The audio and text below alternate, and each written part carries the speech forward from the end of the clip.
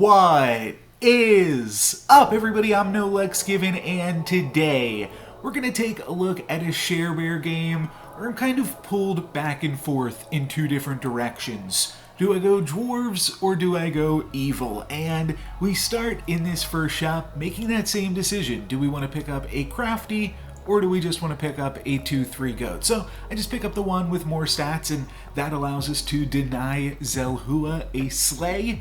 Pretty nice stuff, and now we'll get to pick up 2 more units, and I'll go for a dwarf and an evil unit on this one since we have enough cash to pick up both as share bear. But definitely just really funny how many times in this game I have to make the decision between dwarves and evil, and you'll see in the future why we wind up picking up some more dwarves, how things wind up playing out. But yeah, overall just a very, very silly game how everything plays out, and a really nice turn 2 for us where slaying with Kitty Cutpurse as share bear means that now we get to pick up 3 characters, or a roll the gold plus 2 characters. So I'll pick up an evil character and a dwarf after rolling the die. And yeah, obviously the tinies are going to be strong for us at this stage of the game. Probably could have gotten away with picking up a Polywoggle since we do have all of these free characters since we're share bear, getting to play 6 characters this turn regardless. We could have afforded to have one of those be a Polywoggle, but I just decide to play the strongest board at almost every possible instance throughout this game. And this turn, it looks like playing the strongest board might involve picking up some dwarves. Princess White is kind of the linchpin here. It's the evil dwarf character that kind of makes us oscillate between the two of them. But I'll wind up picking up the Frog Prince and then realizing that I have a goat, a minotaur, and a Kitty Cutpurse. I sharded the Ice Queen, that Frog Prince, hoping to find a pair on one of those units. And then I'm going to sell off the goat and pick up a crafty, which is now a little bit stronger thanks to the fact that we have got that Princess White. It's actually the same stats on board, but a 3-3 as opposed to a 2-3 that's getting +1 attack. It's about the same, but I figured, an early Princess White pickup, maybe I'll try it out. Maybe I will wind up playing some dwarves, and we'll go back and forth a little bit still. I do wind up taking the first damage of the game against this Pied Piper, but then we get to make a tier 2 treasure by tripling up on this tiny. There's also a black cat in the shop, definitely something to consider, but Fairy Tale, when you are playing dwarves, I think that's generally a pretty good direction to go in. I will pick up a black cat just because it's strong, and then we see another dwarf, but we also see a definite draw to evil. So I'm gonna move back a little bit more in the evil direction again, lock onto this shop, locking for the Queen of Hearts and the Wicked Witch. Both are really strong, but also I'm locking onto this because of, or I wanted to pick up the Wicked Witch first, I should stress, because it will provide additional econ with these Kitty Cutpurses. So that's what I'm going for. I'm not just going for the strongest board, I'm also looking for the econ. Was super happy to pick up this pair of Kitty Cutpurse. Now we're getting 3 bonus gold per turn when you factor in the share bear gold, and we are still tying all of these combats, so that is more than good enough for me. I was ready to pick up a Queen of Hearts, and then we see a crafty alongside this Lucky, and Lucky is kind of a dwarf that I like to play just as an additional unit, and then I'll pick up the crafty so that way we can tick onto Princess White. A lot of different directions, like I said. I keep on getting pulled back and forth between dwarves and evil, and can't really commit one way or the other. But next turn we're going to be level 4, and there are some cool dwarves on level 4 now. You can find Greedy, and then you can also find Fanny, as well as Amy. And that's definitely interesting to me. But I'm also just interested in picking up some XP, using that gold that we're grabbing from the Kitty Cuppers, grabbing some XP and seeing what we can do with that. So that's where I'm going to go from here. I think that we are still more than strong enough with this Queen of Hearts Though this fallen angel is looking pretty big themselves, I think we might have a little bit of trouble here. It's going to wind up being a pretty close combat. We take 4 damage, but I'll take it. 4 damage is not that big of a deal. Then I wind up going for this is technically 4.0, and I thought this would be a good time to go for a True Love's Kiss, grab a tier 5 unit ahead of the curve, and we get a dwarf. So now we have found the Tweedle, and it's time to decide, do we want to play evil or do we want to play dwarves? And once again, I'm going to do a little bit of a pivot and sell off 4 of my characters. That is going to include one of the kitties, the Queen of Hearts, and the Labyrinth Minotaur, and that will allow us to pick up this Fanny, and that's just a ton of stats on the current board, and I thought that that was too much for me to pass up. Definitely playing this one a lot more tempo oriented, and dwarves and evil are both very good tempo strategies. Evil dwarves, not as much of a tempo strategy because you just wind up pivoting so much and the units don't have that much synergy. So this was definitely a little bit on the sillier side, but the idea there is still being that I've been trying to play the strongest board as much as I can every single turn. We're just also oscillating between 2 different comps at the same time. I'll pick up a Queen of Hearts next because it only costs 1 gold. And then I'll True Love's Kiss this Tweedle, and we'll play Evil one more time. Yeah, really, really funny game. Evil is going to be where we wind up landing, but not before we pick up 1 more dwarf. I mean, only 2 more dwarves to activate Princess White. We might as well buy them. Next turn, maybe we find some more dwarves, maybe we find some angries and things. Like if we find a bunch of evil characters, but it's just so much more likely that once you hit 5, you're going to be able to find evil characters, and Pumpkin is just such a huge boon. But I'll go in whichever direction we're able to find there. Mostly, I probably just want to use the like find a crafty or something, use a crafty to flip over Princess White, and then hope that that gives us either treasure map or ancient sarcophagus. Those are going to be the 2 things that we are looking for. I wasn't looking to see if we got any extra greedy gold, but I'm hoping that our Queen of Hearts will be strong enough to take this game over for us, and I think she won't be.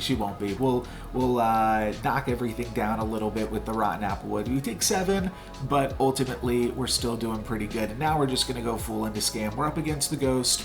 I did see an Angry there, but ultimately I think that it's just going to be better use of our coin to pick up tier 5 evil characters, and I'll pick up 1, like I said, a tiny or a crafty to flip over this Princess White. Pick up a Medusa as well. That's another nice little scammer. And then we find another Queen of Hearts. We could sell off some of our dwarves to pick that up.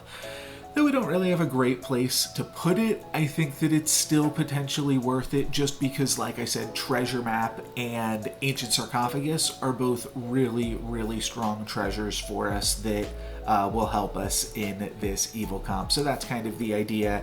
And then I'm going to wind up backlining the Queen because we're playing up against the Ghost, and I'm not really expecting them to be able to take out a Pumpkin with much haste, though by the looks of it, they actually did have the tools to take it out relatively quickly here. But that'll give us a massive Queen of Hearts. It's not like our board is actually super well built for Pumpkin yet. We do have to find some more high tier evil characters before we can really grab some utility out of that. We do crack a pig, so we've got 2 bonus gold this turn, 1 from my opponent's pig, and then 1 from Sharebear. Sorry, I was getting distracted by the fact that there was a Dwarven Mine as one of the treasure options. Just a very, very silly game with all of this back and forth going on.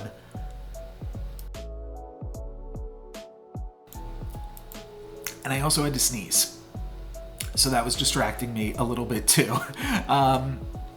We'll wind up playing a pair of Queen of Hearts and then a 9 Sea Terror here. And I actually don't hate picking up a Rotten Applewood. So here I'm going to finally and fully pull the trigger and say, dwarves are done, we're playing evil. And I think that the Pumpkin with all of these evil characters so early on is pretty good. I tried to move Cupid into slot 2 before we got into the combat.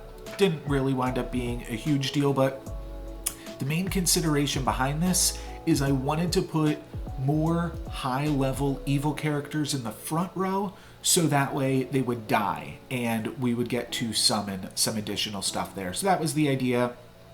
It is going to be a very close combat, but we are going to walk away with a win and an Aeon trigger, so that's nice. We'll have slightly cheaper characters this turn. Do we want to transform any of our evil characters into a dwarf? Nah, I don't really want to mess around with it at this point. We're just going to keep going with what we got going on. I'd love to find additional copies of either Nyan Sea Terror or Cupid or Medusa. Those are the main things that I'm looking for right now.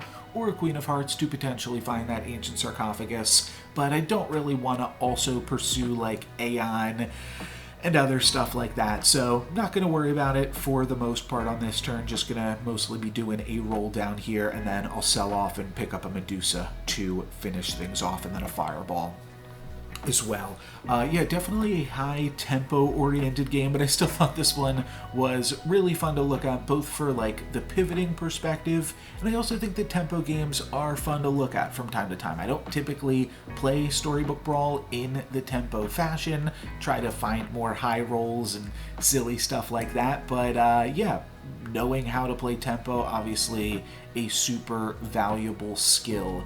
We are going to do pretty well this combat. I'm not sure if we'll get the win, though Queen of Hearts is quite large. My opponent has a few backline range units. We get to take out one of them there, and we just have to battle through this Robin Wood. And we're able to do it, so really, really close one. But we get the win on Fallen Angel. We can take a look at the percentage on that one.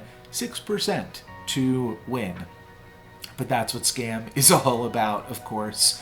We can pick up another Rotten Applewood. We just got to scam the rest of this lobby slowly but surely, and Rotten Applewood is a nice way to get your scam on. So we're going to pick that up and then really just roll in for some more pumpkins, and we find them. We also find another Queen of Hearts, which I will sell the golden chicken and cast this forbidden fruit to pick up.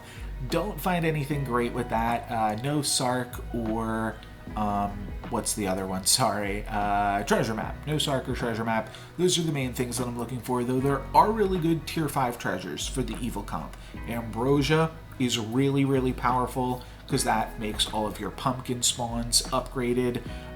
What else? Hand of Midas, not terrible as well. And yeah, there's a few other options that can do some work for you as well.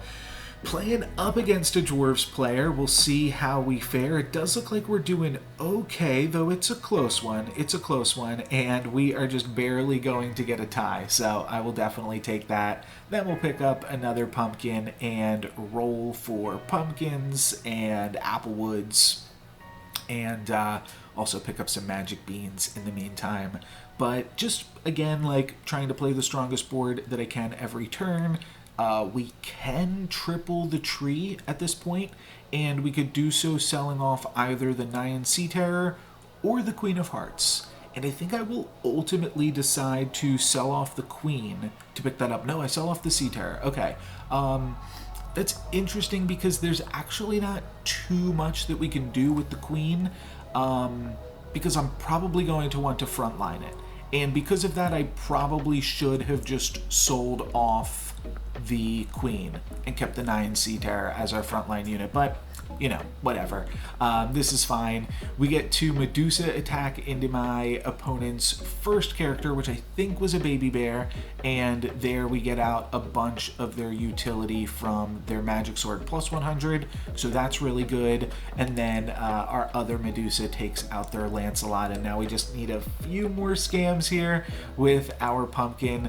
It's going to be a really close combat, but I think we might be able to get there just on stats alone. We actually find another tie. This is a tie-heavy game for sure. Oh, it was a croc in their first slot, so I don't even know what else they had, but we attack into their croc, and then we get to transform into Gwen within It Was All a Dream. And honestly, two really good options there to dream into. We could have gone for Fallen Angel, which would have given all of our characters +2 attack. It's definitely reasonable. And then we also could have gone for Knighthood out of Gwen.